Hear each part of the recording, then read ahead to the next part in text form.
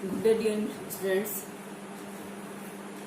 BA second year की class में आज हम विचार करेंगे मौलिक अधिकारों पर। प्रत्येक व्यक्ति में कुछ अंतर्निहित विशेषताएं या शक्तियां होती है जिनके विकास से ही उसके व्यक्तित्व का विकास जुड़ा होता है।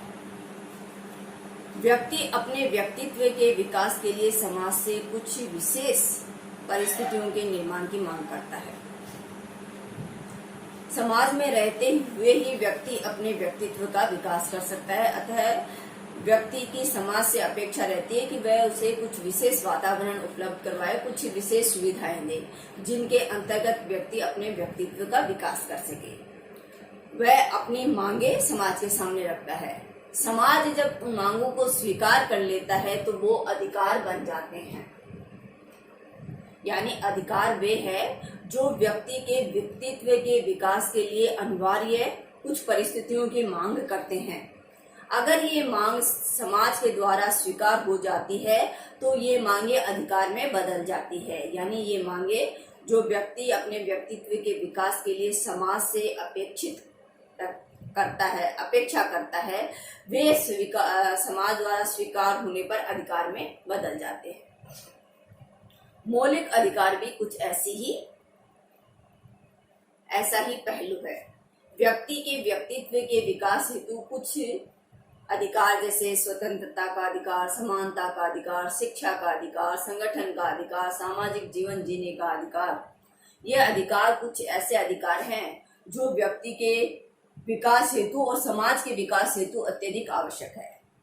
इनमें से कुछ अधिकार या कुछ मांगे जो व्यक्ति समाज से रखता है वे पूरी व्यक्तिगत होती है, कुछ सार्वजनिक हित से संबंधित होती है और कुछ तटस्थ होती है। और जब समाज द्वारा स्वीकृत होने पर वे अधिकार में बदल जाती है। और जब इन अधिकारों को राजनीतिक संरक्षण प्राप्त होता है, संवैधानिक संरक्षण प्राप्त हो जाता है तो वे मौलिक अधिकार बन जाते हैं। मौलिक अधिकारों के संदर्भ में लॉस्की ने यह कहा है कि सामाजिक जीवन की वे परिस्थितियां जिनके बिना व्यक्ति प्रायः अपना विकास या अपनी उन्नति नहीं कर सकता अधिकार कहलाते हैं।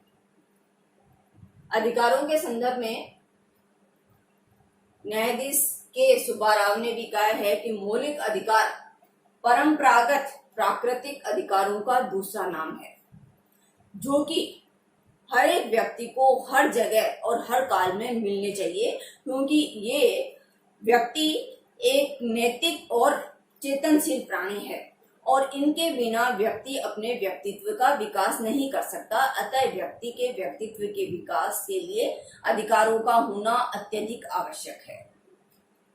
मौलिक अधिकार और अधिकार दोनों में अंतर है। अधिकार तो वे आ जाते हैं, उन्हें हम कह सकते हैं जो समाज द्वारा भी स्वीकृत हो सकते हैं, जो किसी राजनीतिक संस्था या सरकार द्वारा भी स्वीकृत हो सकते हैं, जो अंतर्राष्ट्रीय स्तर पर भी स्वीकृत हो सकते हैं। लेकिन मौलिक अधिकारों के लिए कुछ विशेष परिस्थितियों का होना आवश्यक है। मौलिक अधिकार मौलिक क्यों है? मौलिक अधिकार वे अधिकार हैं जो व्यक्तित्व के विकास के लिए मौलिक और अपरिहार्य होते हैं, जिनके बिना व्यक्ति अपने व्यक्तित्व का, अपने नैतिक जीवन का, आध्यात्मिक जीवन का की उन्नति ही कर नहीं सकता। अतः मौलिक अधिकार अपने आप में मौलिक और अपरिहार्य होते हैं। मौलिक अधिकारों को हम मौलिक कैसे मान सकते हैं या कौन से वे परिस्थितियां हैं जिनसे कुछ अधिकार मौलिक हो जाते हैं, जिन्हें हम मौलिक अधिकारों की श्रेणी में रख सकते हैं। यानी किसी अधिकार के लिए मौलिक होने का क्या कारण है? सबसे पहला है पूर्ण नैतिक व आध्यात्मिक विकास के लिए आवश्यक। मौलिक अधिकार व्यक्ति के व्यक्तित्व के लिए आवश्यक है। इनके बिना कोई भी व्यक्ति अपना पूर्ण नैतिक और आध्यात्मिक विकास नहीं कर सकता। अतः मौलिक अधिकार वे अधिकार है जो इन परिस्थितियों को व्यक्ति को उपलब्ध करवाता है। यानी व्यक्ति को अपने व्यक्तित्व का और नैतिक और आध्यात्मिक विकास का जो अवसर प्रदान करते हैं, जो ऐसी परिस्थितियों का निर्माण करते हैं जिनके अंदर रहते हुए व्यक्ति अपने नैतिक आध्यात्मिक जीवन को उन्नत करता है, यानी व्यक्तित्व का पूर्ण विकास करता है, वे अधिकार मौलिक अधिकार कहलाते हैं। मौलिक अधिकार कहने का दूसरा कारण इन अधिकारों का यह है कि मौलिक अधिकार संविधान में स्थान रखते हैं। मौलिक अधिकारों को संविधान में उल्लेखित किया जाता है, मौलिक अधिकारों को संविधान में स्थान दिया जाता है। ये राज्य के सामान्य अधिकारों से अलग होते हैं। राज्य सामान्य अधिकारों में कभी भी कैसे भी साधारण विधेयक के द्वारा परिवर्तन कर सकता है, उन्हें भंग कर सकता है, उनमें घटोतरी या बढ़ोतरी कर सकता है, लेकिन मौलिक अधिकारों में ऐसा नहीं किया जा सकता। मौलिक अधिकारों का उल्लेख संविधान में होता है और कोई भी राजनीतिक संस्था बिना संविधान संशोधन किए मौलिक अधिकारों में परिवर्तन नहीं कर सकती। इनके मौलिक होने का तीसरा कारण है कि मौलिक अधिकार अनुल्लंघनीय है। मौलिक अधिकार ना तो व्यक्ति, समुदाय या राज्य के द्वारा उनका हनन किया जा सकता है। मौलिक अधिकार संविधान या विधायिका से, कार्यपालिका से और बहुमत दल की निरंकुशता से या बहुमत दल के अतिक्रमण से, कार्यपालिका, विधायिका या बहुमत दल की निरंकुशता और अतिक्रमण से व्यक्ति के अधिकारों को संरक्षण प्रदान करते हैं। इनका उल्लंघन ना व्यक्ति कर सकता है, ना समाज कर सकता है और ना ही कार्यपालिका यानी विधायिका या राजनीतिक संस्था के द्वारा किया जा सकता है। तो मौलिक अधिकार इसलिए भी मौलिक माने जाते हैं क्योंकि ये अनुल्लंघनीय है। चौथा कारण है मौलिक अधिकारों को न्यायालय का संरक्षण प्राप्त होता है।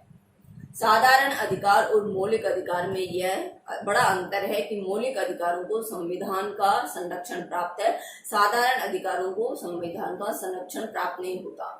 मौलिक अधिकारों का उल्लंघन होने पर व्यक्ति न्यायालय की शरण ले सकता है, लेकिन सामान्य अधिकारों के लिए व्यक्ति न्यायालय की शरण नहीं ले सकता।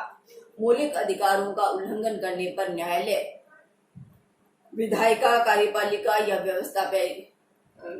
कार्यपालिका के या व्यक्ति या समुदाय, समाज के उन कृत्यों को अमान्य, अवैधानिक घोषित कर देता है जो व्यक्ति के मौलिक अधिकारों का हनन करते हैं। यानी मौलिक अधिकारों का हनन नहीं हो सकता, इन्हें संविधान के द्वारा संरक्षण प्राप्त है। ये चार परिस्थितियां होती है जिनसे कोई अधिकार मौलिक अधिकारों में परिवर्तित होते हैं। मौलिक अधिकार भारत में अमेरिका के संविधान से लिया गया अंश है, लेकिन मौलिक अधिकार का जो दर्शन है वह भारतीय परंपरा में, राजनीतिक परंपरा में अत्यधिक पुराना है। स्वतंत्रता आंदोलन के दौरान भी मौलिक अधिकारों पर कई बार प्रस्ताव पास हुए और इनकी मांग की गई। 1925 में श्रीमती एनी बेसेंट ने कॉमनवेल्थ ऑफ इंडिया विधेयक में मौलिक अधिकारों की कुछ मांगे की, जिनमें व्यक्तिगत स्वतंत्रता का अधिकार, विश्वास की स्वतंत्रता, भाषण की स्वतंत्रता, भाषण और प्रकाशन की स्वतंत्रता, सभा की स्वतंत्रता, कानून के समक्ष समानता, स्त्रियों के समान अधिकार, निशुल्क प्राथमिक शिक्षा का अधिकार आदि मांगे इस कॉमनवेल्थ ऑफ इंडिया विधेयक में 1925 में एनी बेसेंट ने रखी थी। यानी स्वतंत्रता आंदोलन के दौरान भी मौलिक अधिकारों की समय समय पर मांग हमारे यहाँ उठती रही। इसके बाद में 1927 में कांग्रेस ने अपने चेन्नई अधिवेशन में मौलिक अधिकारों की मांग की थी और मौलिक अधिकारों को भारतीय संविधान में स्थान देने की बात कही थी। 1928 में नेहरू रिपोर्ट में भी मौलिक अधिकारों की एक लंबी सूची रखी गई थी। इसी तरह 1931 के कराची अधिवेशन में कांग्रेस ने राजनीतिक स्वतंत्रता के साथ साथ आर्थिक स्वतंत्रता की मांग रखी थी। 1945 में संप्रभु रिपोर्ट में मौलिक अधिकारों के नागरिक के अधिकारों के साथ साथ अल्पसंख्यकों के अधिकारों के संरक्षण की बात की गई। यानी भारतीय दर्शन में मौलिक अधिकार, जिन्हें हम उस समय मौलिक या संवैधानिक संरक्षण प्राप्त नहीं था, लेकिन भारतीय राजनीतिक परंपरा में मौलिक अधिकार लंबे समय से व्यक्तियों को प्राप्त थे, जिनको कोई शाब्दिक या पारिभाषिक शब्दावली में नहीं बांधा गया था। लेकिन अमेरिका के संविधान में और फ्रांस की स्वतंत्रता क्रांति के बाद में इनको पारिभाषिक शब्दावली में बांधा गया और भारतीय स्वतंत्रता आंदोलन के दौरान समय समय पर मौलिक अधिकारों की मांग निरंतर उठती रही। न्यायाधीश सप्र ने भी मौलिक अधिकारों की महत्ता के विषय में ये लिखा है कि संविधान मौलिक अधिकारों को रखने का उद्देश्य, संविधान में मौलिक अधिकारों को रखने का उद्देश्य नागरिकों को स्वतंत्रता, समानता और न्याय और सुरक्षा प्रदान करना था। यानी बिना मौलिक अधिकारों के व्यक्ति और समाज उन्नति नहीं कर सकता। अतः मौलिक अधिकारों को भारतीय संविधान में विशेष स्थान दिया गया और इन्हें न्यायिक संरक्षण प्रदान किया गया। मौलिक अधिकारों का नागरिक सामाजिक जीवन में क्या महत्व है? कल्पना कीजिए, आप एक ऐसे समाज में हैं या ऐसी राजनीतिक सत्ता के अधीन है जहां को आपके मौलिक अधिकार आपको प्राप्त नहीं है। क्या होगा? सरकार आपके अधिकारों में जब चाहे काट छांट कर सकती है, उन्हें कम कर सकती है, उन्हें पूर्णतः समाप्त कर सकती है। आपको सामाजिक राजनीतिक जीवन में समानता के अवसरों से वंचित कर सकती है।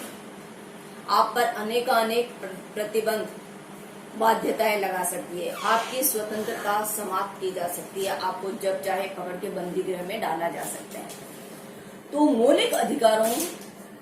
मौलिक अधिकार हमारे लिए अत्यधिक आवश्यक है। इनका एक नागरिक और एक सामाजिक जीवन में अत्यधिक महत्व है। ये कौन कौन से महत्व हैं, जरा हम इन पर चर्चा करें। पहला है व्यक्तित्व विकास के लिए आवश्यक। कल्पना कीजिए एक ऐसे व्यक्ति की जिसको न बोलने का अधिकार है, न कुछ कार्य करने का अधिकार है, न उसे विकास करने का अधिकार है, न उसे शिक्षा प्राप्ति का अधिकार है। तो क्या ऐसा व्यक्ति अपने व्यक्तित्व का विकास कर पाएगा? क्या वह एक परिपूर्ण मानव बन पाएगा? नहीं बन पाएगा। व्यक्तित्व के विकास के लिए मौलिक अधिकार अत्यधिक आवश्यक है। बिना कुछ विशेष परिस्थितियों के व्यक्ति अपने व्यक्तित्व का विकास नहीं कर सकता और ये विशेष परिस्थितियां व्यक्ति को मौलिक अधिकारों के द्वारा प्रदान की जाती है। हालांकि हम कह सकते हैं कि सामान्य अधिकार भी ये परिस्थितियां प्रदान कर सकते हैं, लेकिन सामान्य अधिकार संवैधानिक नहीं होते, उन्हें न्यायालय का संरक्षण प्राप्त नहीं होता और सरकारें जब चाहे उन अधिकारों को समाप्त कर सकती है, उनमें कमी कर सकती है। तो मौलिक अधिकार ही है जो व्यक्ति को व्यक्तित्व के विकास की गारंटी प्रदान करवाते हैं। एक ऐसी परिस्थिति, एक ऐसा वातावरण तैयार करते हैं व्यक्ति के लिए जिसमें व्यक्ति खुलकर अपने व्यक्तित्व का विकास कर सके, अपनी उन्नति कर सके। दूसरा है लोकतंत्र की आधारशिला। नागरिक अधिकारों के बिना या मौलिक अधिकारों के बिना लोकतंत्र की कल्पना हम नहीं कर सकते। क्या बिना राजनीतिक स्वतंत्रता के लोकतंत्र संभव है? क्या बिना सामाजिक समानता के लोकतंत्र की वास्तविक प्राप्ति संभव है? और क्या अधिकारों के न्यायिक संरक्षण के बिना लोकतंत्र जीवित रह सकता है? नहीं रह सकता। तो लोकतंत्र की गारंटी हमें मौलिक अधिकारों के द्वारा ही प्राप्त होती है। मौलिक अधिकार ही वे पहलू है, वे तत्व है जिनसे एक लोकतंत्र विकास को प्राप्त होता है। लोकतंत्र के लिए आवश्यक है व्यक्ति के उसकी स्वतंत्रता, व्यक्ति की समानता, उसे भाषण अभिव्यक्ति की समानता, सभा और सम्मेलन की स्वतंत्रता। ये ही वे अधिकार या जीवन की वे परिस्थितियां हैं जो लोकतंत्र के लिए महत्वपूर्ण है, जिनके द्वारा लोकतंत्र निर्मित होता है, लोकतंत्र जीवित रहता है। इनके अभाव में लोकतांत्रिक व्यवस्थाएं जीवित नहीं रह सकती। तो हम कह सकते हैं कि मौलिक अधिकार वह वातावरण तैयार करते हैं, लोकतंत्र की आधारशिला प्रदान करते हैं। सामाजिक अधिकारों के बिना क्या हम लोकतंत्र को सफल बना सकते हैं? जब तक व्यक्ति को समाज में स्वतंत्रता नहीं होगी, समानता नहीं होगी, लोकतंत्र नहीं हो सकता। क्योंकि लोकतंत्र गरीबी जहां होती है, जहां स्वतंत्रता नहीं होती, वहां लोकतंत्र की कल्पना नहीं की जा सकती। तो लोकतंत्र की आधारशिला मौलिक अधिकार है। तीसरा महत्व है नागरिक स्वतंत्रता की गारंटी। मौलिक अधिकार ही वे परिस्थितियां प्रदान करते हैं व्यक्ति और समाज को जिनमें कोई व्यक्ति अपनी स्वतंत्रता का उपभोग करता है। बिना मौलिक अधिकारों के नागरिकों की स्वतंत्रता खतरे में निरंतर बनी रहती है। सरकार उन पर जब चाहे प्रतिबंध लगा सकता है, स्वतंत्रता को छीन सकती है। बहुमत दल या सरकार की तानाशाही या सरकारें या राजनीतिक संस्थाएं नागरिक स्वतंत्रताओं को समाप्त कर सकती है। और नागरिक स्वतंत्रता के बिना हम ना लोकतंत्र की कल्पना कर सकते हैं और ना ही व्यक्तित्व के विकास की कल्पना कर सकते हैं। सरकारों की स्वेच्छाचारिता से रक्षा।